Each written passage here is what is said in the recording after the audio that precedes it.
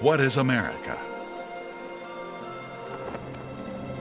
America is firsts.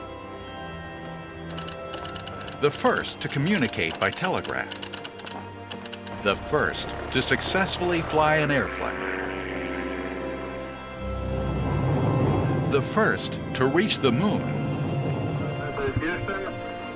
And it's the first nation on Earth to create, by legislation, a national park, Yellowstone.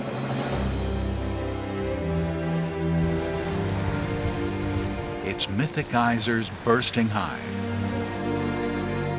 Its cleft of colors cast a spell. Its savage beauty fills the eye. But underneath lies Coulter's hell. Roger Fromm. Yellowstone is a huge place, reaching from the northwest corner of Wyoming into Montana and Idaho. Each year, Yellowstone is host to over 3 million visitors. Within the park alone, there are 300 miles of paved roads and a myriad of trails taking you to the world's greatest thermal features. It's a place of unfolding wonders. Old Faithful,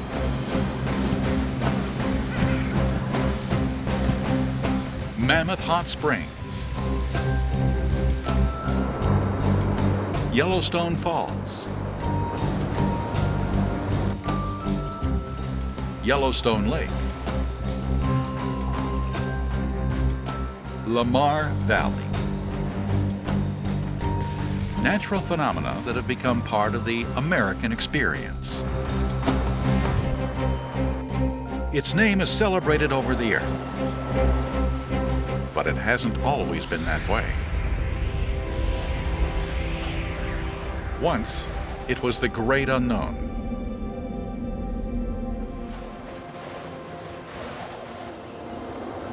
Hemmed in by Sentinel Mountains, it is an area spanning well over 3,000 square miles.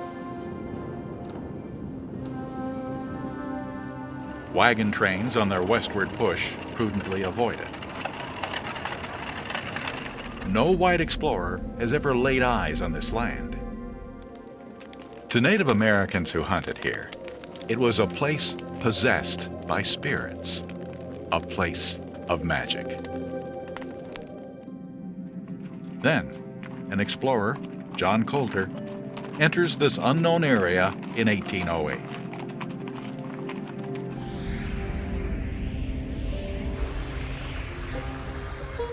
John Coulter had been a member of the Lewis and Clark expedition of 1804 to 1806, across unexplored North America from St. Louis to the Pacific. One of the most famous expeditions in U.S. history. The first written mention of this forbidden land is found in an entry that William Clark made in his journal. There is frequently heard a loud noise, like thunder, which makes the earth tremble, a tribal Indian had told him. But Lewis and Clark never ventured into the land themselves, not even for a glimpse. After his honorable discharge in 1806, Coulter did not go home to his native Virginia. Instead, he went back west to search out for himself this mysterious region, becoming the first person of European descent ever to behold what is today Yellowstone National Park.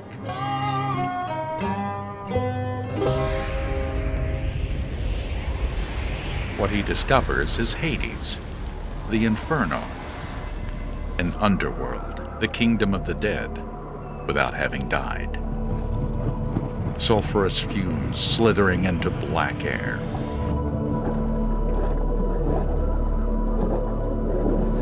Dismal pits of bubbling pitch and mud. Bizarre formations of rock and steam, shaped by madness. Sinister forests of harsh and savage growth.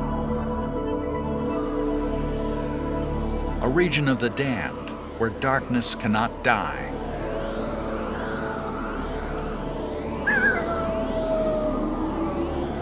When John Coulter returns to civilization and breathlessly makes public his discovery, he is mocked. His account is called a mad hallucination. Laughingly, the region he'd explored is labeled Coulter's Hell.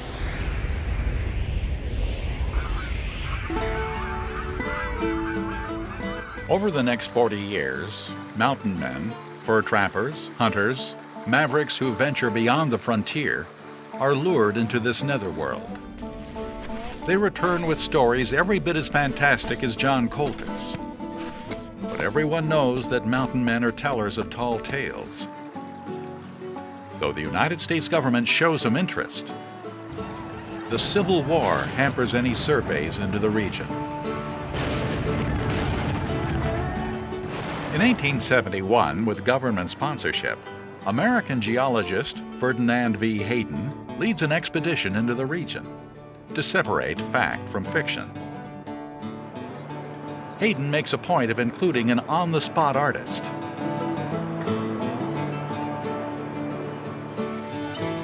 And a photographer in his party of scientists and explorers. What they discover is more a paradise than a purgatory.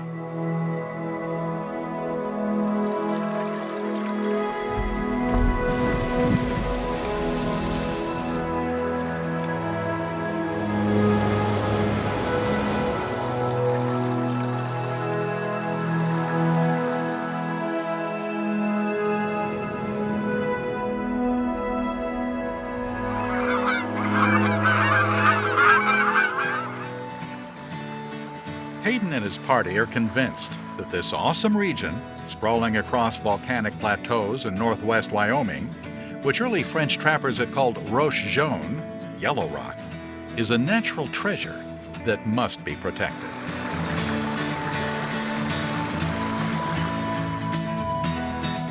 In the nation's capital, Hayden petitions the Congress to set aside a certain tract of land lying near the headwaters of the Yellowstone River as a public park. On the 1st of March, 1872, President Ulysses S. Grant signs a bill designating Yellowstone as a federally governed national park.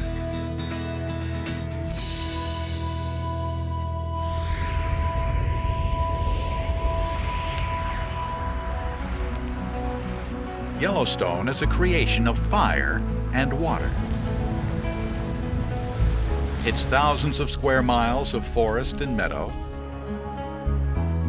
lakes,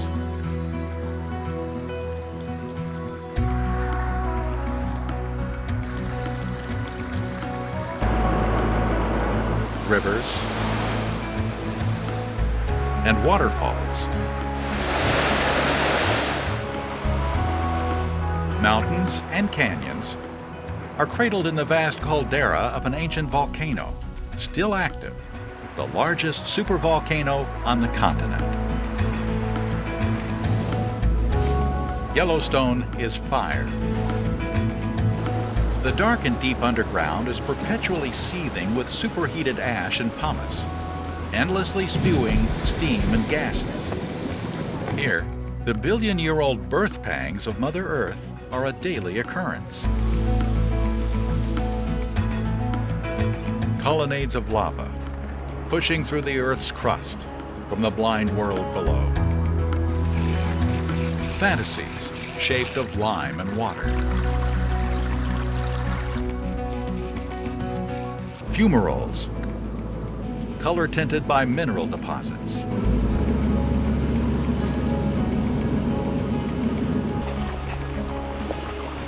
Mud pots, a hyperactive display of volcanic bubble gum.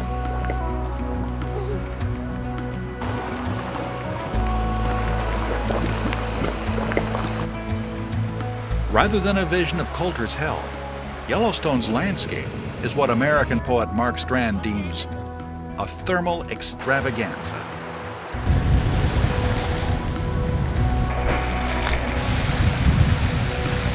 Mammoth Hot Springs features were created over thousands of years. Constantly changing terraces, pools, and colorful formations grow out of a massive discharge of thermally heated waters. Each day, over 2 tons of calcium carbonate, suspended in water, create ever-changing structures.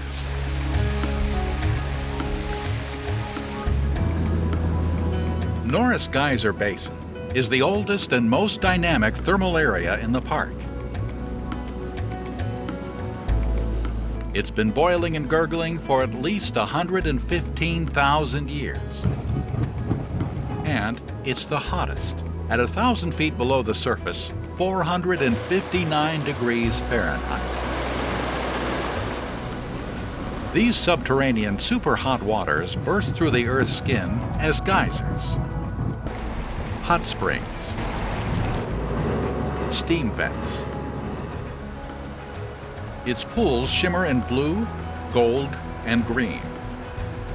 The algae growing in these thermal waters are color-coded. Orange for the hottest, green for the coolest. NORRIS is the site of Steamboat Geyser, the world's tallest. When Steamboat erupts, it can spew scalding water over 400 feet into the air. But it's unpredictable. Major eruptions occur from 4 days to 50 years apart. Most geysers are much smaller.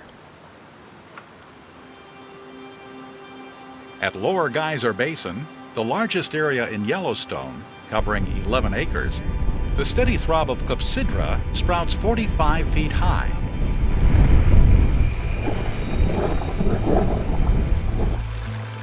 A series of terraced reflecting pools surrounds Great Fountain Geyser, one of the few drive-up geysers in the park.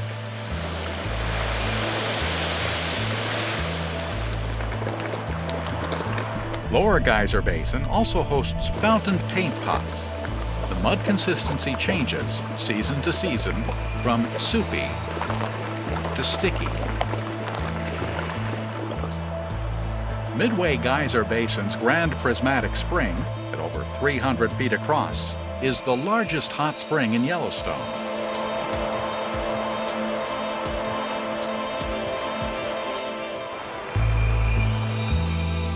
Nearby, another large feature, EXCELSIOR Geyser. Its crater's copious outflow, thousands of gallons a minute, is hot, 199 degrees Fahrenheit. So much steaming water flows into the Firehole River that it's warmed several degrees.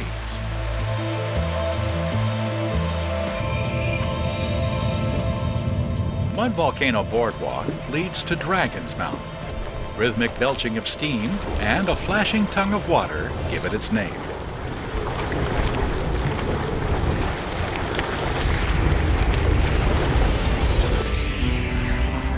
Yellowstone is also water. These are the waters of the highest, in altitude, large lake in North America, Yellowstone Lake.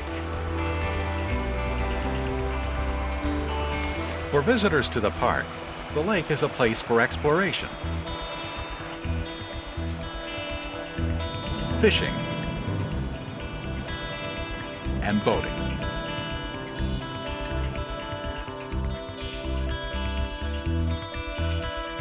The waters of the Yellowstone River, almost 700 miles long, flow gently,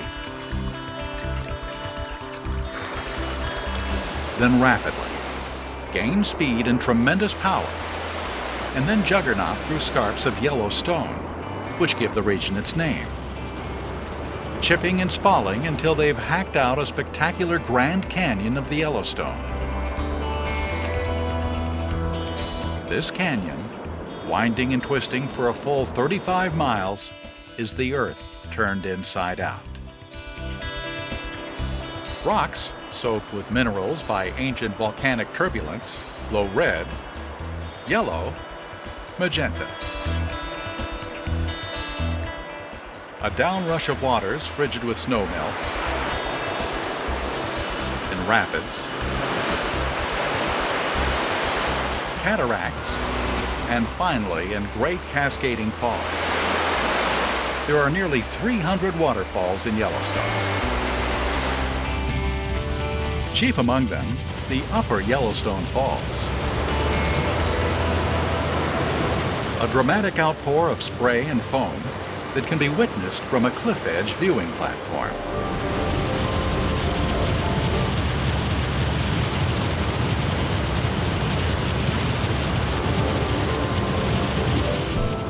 Taller still, the lower falls, almost twice as high as Niagara.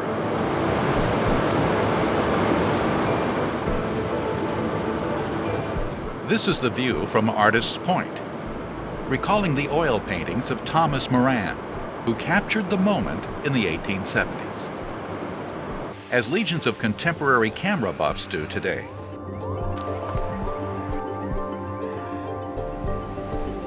A buildup of ice during winter only enhances its beauty.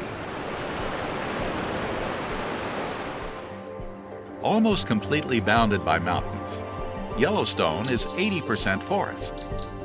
Lodgepole pine mostly, though some of its forests are no longer of living wood. Volcanic ash and soil transform tree sap into minerals, which turn the trees to stone. There are thousands of petrified trees in Yellowstone.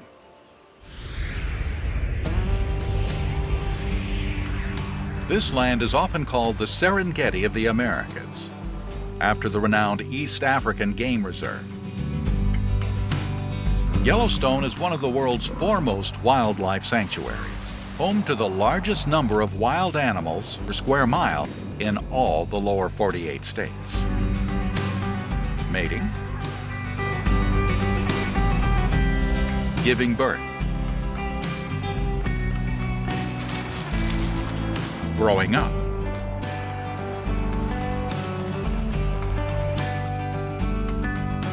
Yellowstone is a protected home for hundreds of kinds of mammals.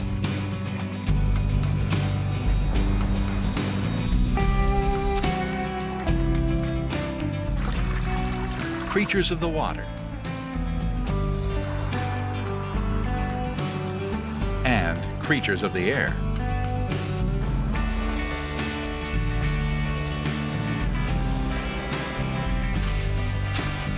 Renowned for its bears, there was a time when the interplay between the park's animals and its human visitors became problematical.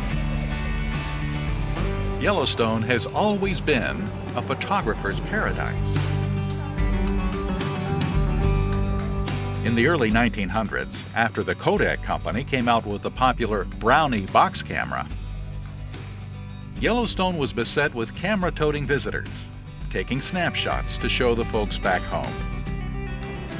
But the snapshots most highly prized were the ones with wild bears. Being photographed with bears was one of the highlights of a visit to Yellowstone. Back then, scraps from the tourist picnic table or the cooking fire were put out, and the Park Service staged public feedings every night for the many bears in Yellowstone. Visitors sometimes fed the bears by hand. Look at me! But the bear is interested only in the food. Black bears and grizzlies both are native denizens of Yellowstone National Park. Both species hibernate during the winter, which may amount to a 5 or 6 month nap. They live off the fat they put on during spring, summer, and autumn, the tourist season. Then, they'll spend most every waking hour putting on weight. They're omnivores. They'll eat plant life, insects, fish, small animals, and occasional carrion. Black bears, one of the 2 species that thrive here, are endowed with excellent vision and hearing, and an extremely keen sense of smell, combined with uncanny intelligence. Cubs must learn from their mothers how to sniff out real food. Today, garbage is no longer on the menu, thanks to bear-proof garbage cans and strict non-feeding rules.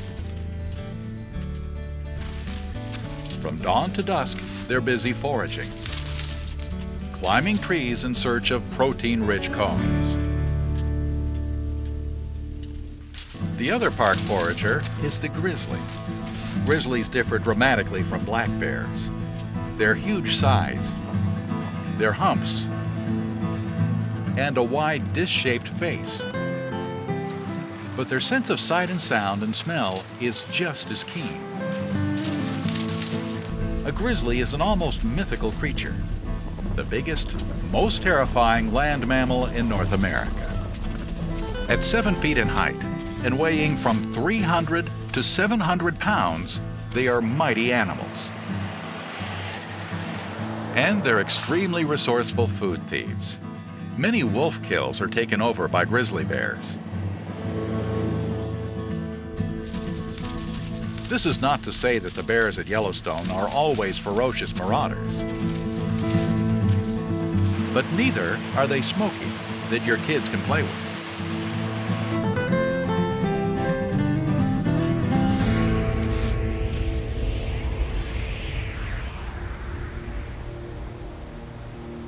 In the mid-1990s, the gray wolf was reintroduced to the area. Wolves were native to Yellowstone, but they were hated. 19th and 20th century bounties on wolf hides and hatred from ranchers and hunters alike led to their slaughter, almost to extinction. No wolves were left in Yellowstone. What was overlooked is the wolf's critical place in the balance of nature. Actually, the wolf is a vital animal, the ancient progenitor of the family dog. They are social animals who live in packs. In 1995 through 96, 31 Canadian wolves were brought into Yellowstone. Today, in the restored balance between prey and predator, their descendants are thriving. Elk are the most numerous of all of Yellowstone's large mammals. Their numbers were so unchecked that the park's grasslands were threatened by overgrazing. Wolves prey upon the infirm, the weak, and those who can't keep up. Thus cropping the herds, which makes the elk stronger.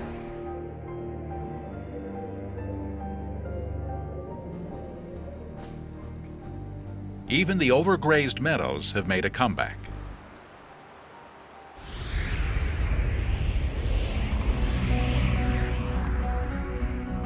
At one time, some 30 to 60 million bison roamed the prairies of North America.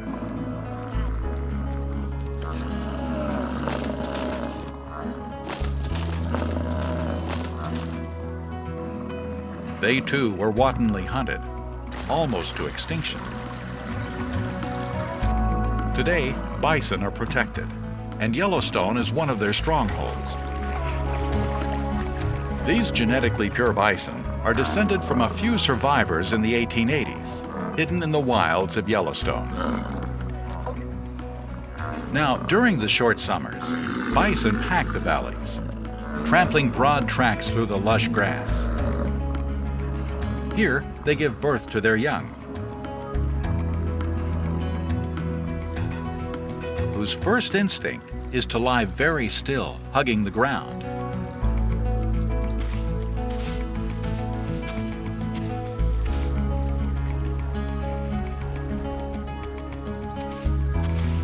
Within hours, the wobbly-legged newborn can keep up with the herd.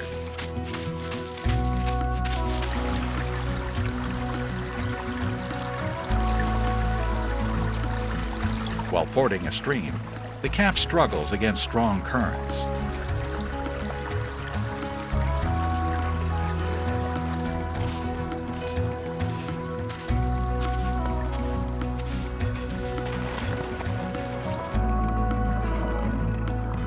Its favorite pastime, romping in the meadow.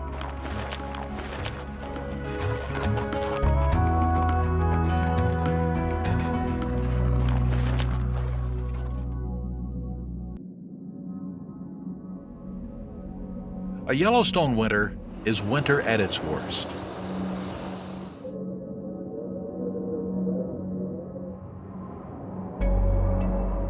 The cold is lethal.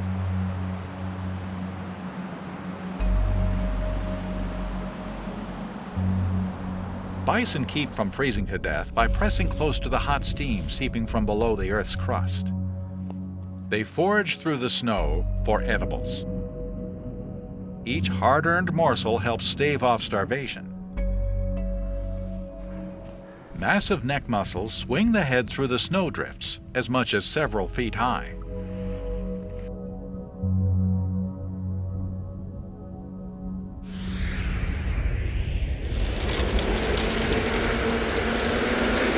But winter doesn't discourage frost-defying visitors from coming to the park. For snowmobile excursions, they bundle up against the knife-sharp minus 40-degree cold, traveling in guided groups.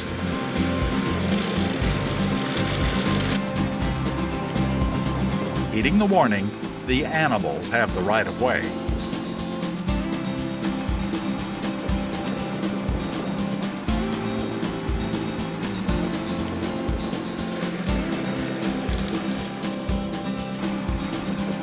Bison love the cleared roads.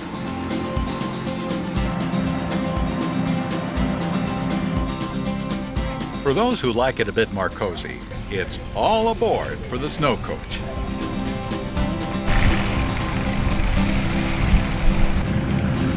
It promises a warmer, eye-opening adventure.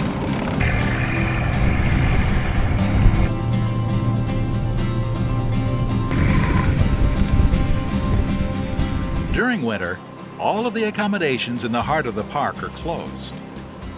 Only the Snow Lodge near Old Faithful remains open, a sort of sanctuary for those who come for winter sports. And the sights.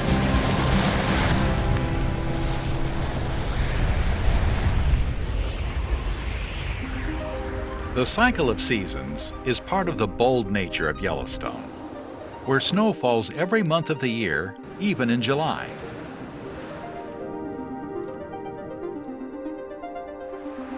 Winter is Yellowstone's longest season.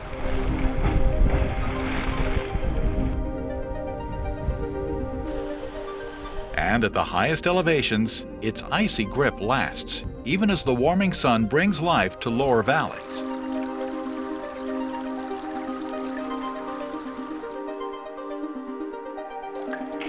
Melting snow signals spring's arrival, from a steady drip to the full torrent of the Yellowstone River.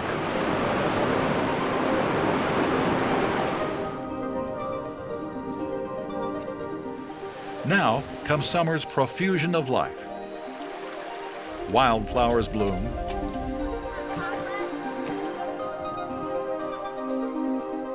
meadows green, grass is lush and tall. Park animals are also energized.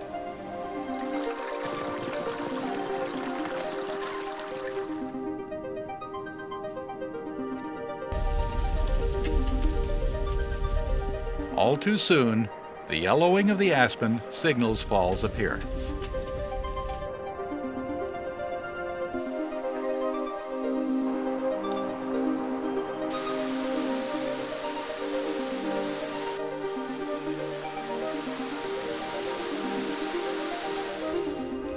And winter's icy lock returns.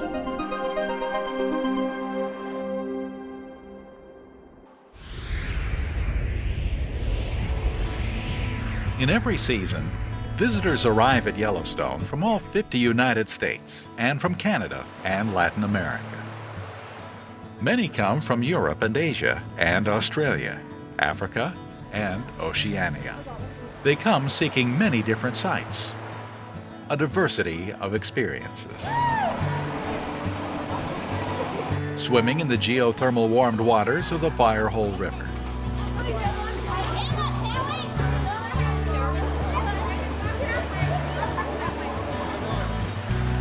Watching Roosevelt elk feeding on the banks of the Madison. Yellowstone's only year-round herd.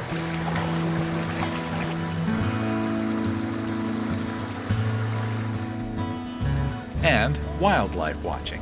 In the LAMAR Valley, it's a daily ritual. Staking out the best viewing spots. A cadre of spotting scopes, binoculars, cameras, scan the valley. Distant movement attracts dozens of eyes. A bear.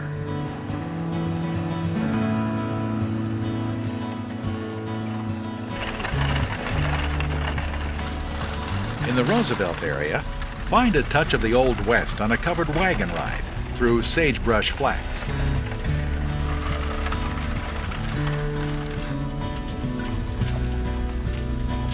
Or venture on horseback through some of Yellowstone's equestrian trails. From 2-hour rides to all-day backcountry treks.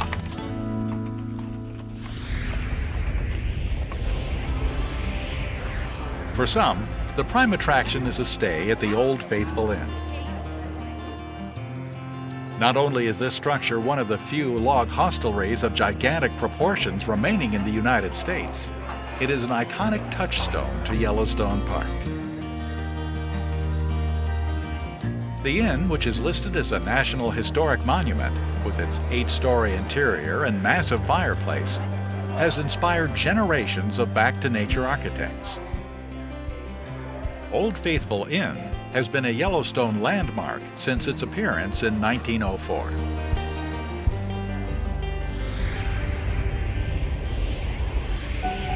But there is one attraction that all visitors must see before leaving. Old Faithful. There are more than 300 active geysers in Yellowstone National Park. Yet only Old Faithful is accorded superstardom. This is because of its nearly clock-like predictability. You can almost set your watch by it.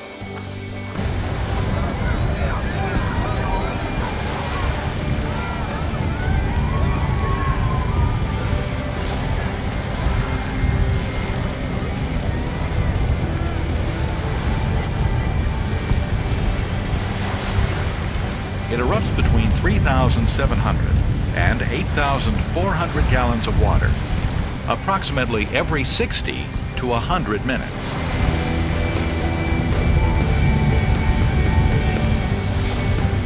Old Faithful has plenty of company.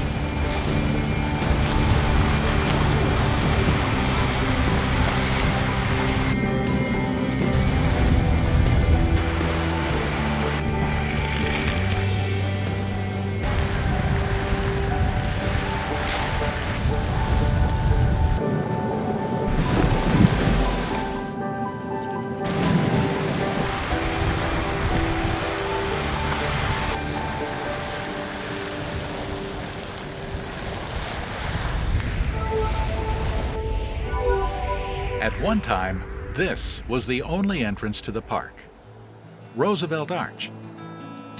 Standing 50 feet tall and named after our 26th president, it reads, "For the benefit and enjoyment of the people."